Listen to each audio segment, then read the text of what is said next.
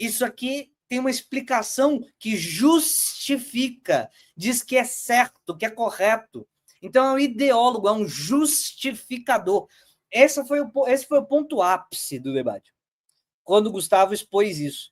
Porque o Mises é um moralista, ele é um justificador do capitalismo. Ele não é um explicador. Tem liberais muito bons, como Adam Smith, David Ricardo, em algum sentido, até o Hayek, que tem relação com Mises, e está tudo certo, mas ele escreve texto que você tem ganho de aprendizagem. Você realmente você aprende alguma coisa. Eu já citei alguns casos aqui, eu comentei com vocês já que o Mises tem uma elaboração bastante... O Mises não, Hayek. O Hayek tem uma elaboração bastante interessante sobre como o preço comunica sem que as unidades racionais humanas precisem entender como a escassez está operando em sociedade. Tem valor explicativo, percebem?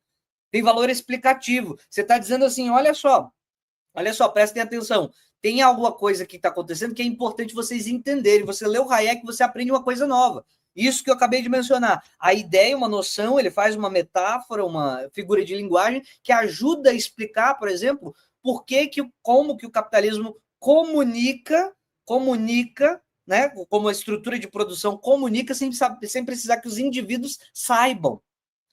Ela comunica, passa informação mesmo de escassez, mesmo que os indivíduos não saibam. E isso tem valor explicativo, percebe?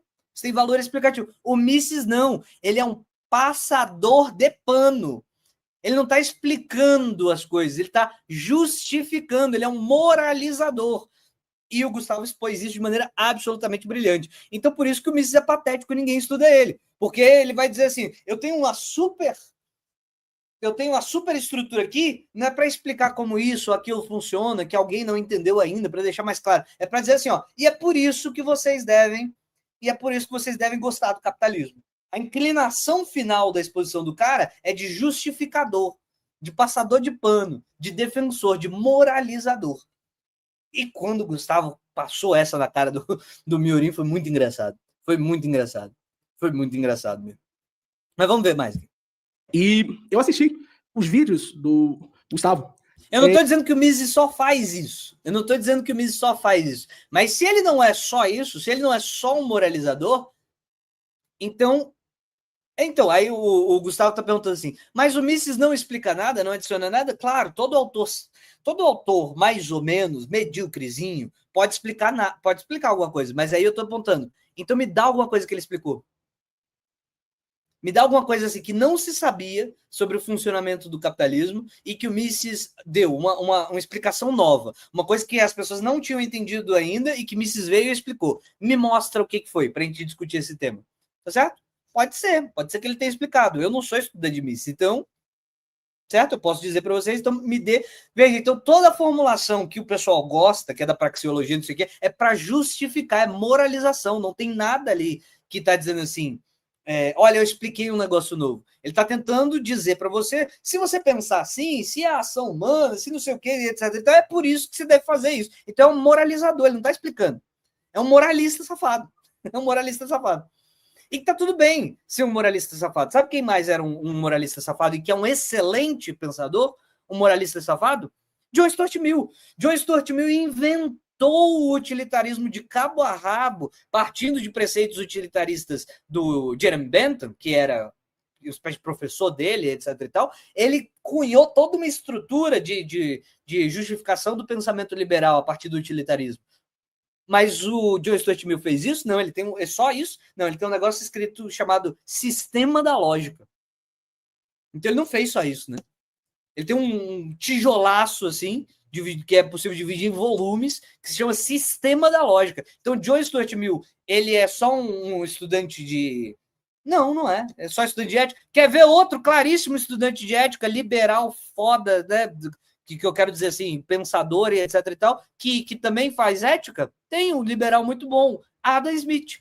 Adam Smith era professor de ética a vida toda dele. Não era professor de economia, não existia aquela matéria. Na verdade, o ponto de Marx era todo esse. Por isso que ele fala crítica da economia política, porque inventaram uma matéria nova, uma disciplina nova.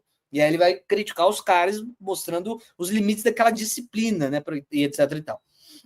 Então, veja, um grande liberal, um liberal sério, se chama Adam Smith, que também mexia com lógica. Eu quero perguntar para você o que Mises criou, certo? Criou de grande fator explicativo sobre o capitalismo ou sobre o que quer que seja, certo? John Stuart Mill tem conteúdo, Adam Smith tem conteúdo, Kant tem conteúdo. Kant, pelo amor de Deus, Kant moldou mais da metade dos preconceitos que a gente tem hoje.